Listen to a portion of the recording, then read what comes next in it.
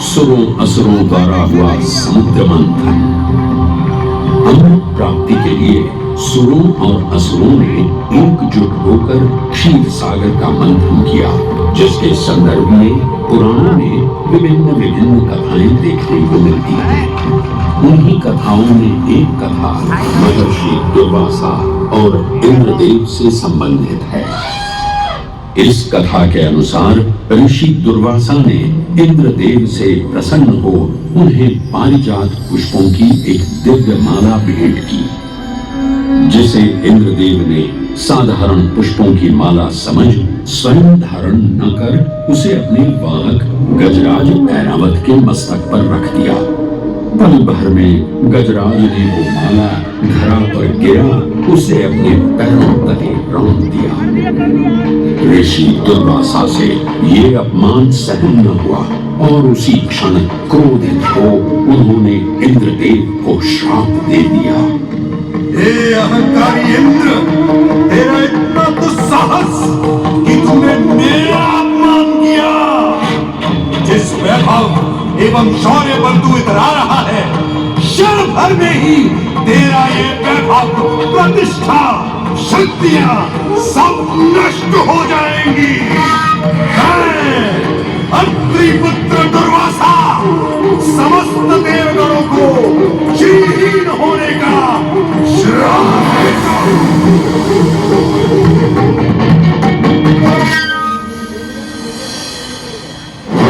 इस श्राप के परिणाम स्वरूप स्वर्गलोक से लेकर वैकुंठ धाम तक का सारा वैभव चला गया।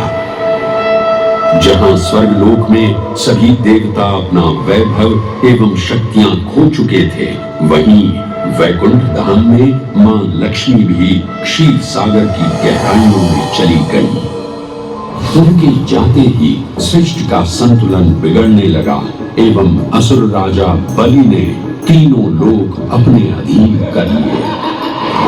ये सब देखकर सभी देवतागण अपने श्राप के निवारण हेतु भगवान विष्णु की शरण में जा पहुंचे और कहने लगे, हे पालनहार, हे स्वामी, अब आप ही हमें इस श्राप से मुक्त होने का मार्ग बता सकते हैं, अन्यथा हम अपनी शक्तियों से सदैव वंचित ही रहेंगे और युद्ध में कभी भी असुरों का सामना नहीं कर पाएंगे।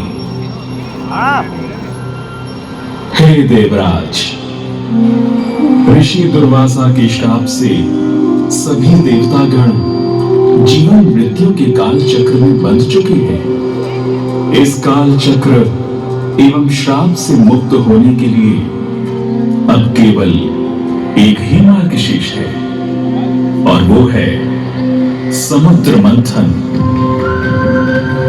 इस समुद्र मंथन से निकलने वाले रत्न ही आपके खोए हुए यश, वैभव और कीर्ति को पुनः स्थापित करेंगे।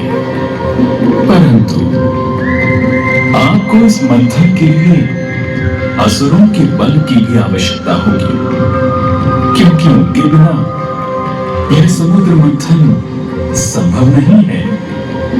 जैसी आपकी आज्ञा प्रभु, हम असुरों के साथ समुद्र मंथन करने के लिए तैयार हैं। देवताओं और असुरों ने एक मत होकर क्षीर सागर का मंथन करना स्वीकार किया। जहां मंदार पर्वत मथनी के रूप में आए, तो वहीं वासुकी नाग को नेति की भूमिका मिली। भगवान विष्णु ने स्वयं कुर्म अवतार धारण कर मंदार पर्वत को उसका आधार प्रदान किया।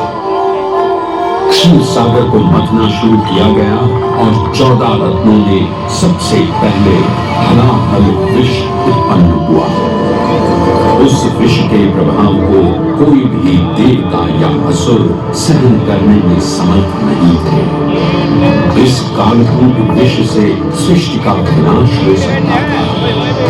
इसीलिए इस आपदा से बचाने स्वयं देवों के देव महादेव प्रकट हुए और उन्होंने इस विष का पान किया।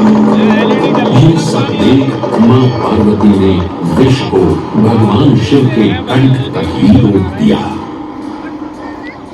इस कालकूट विष के प्रभाव से महादेव का कंठ नीला पड़ गया और तभी से उन्हें नीलकंठ के नाम से भी जाना जाने लगा।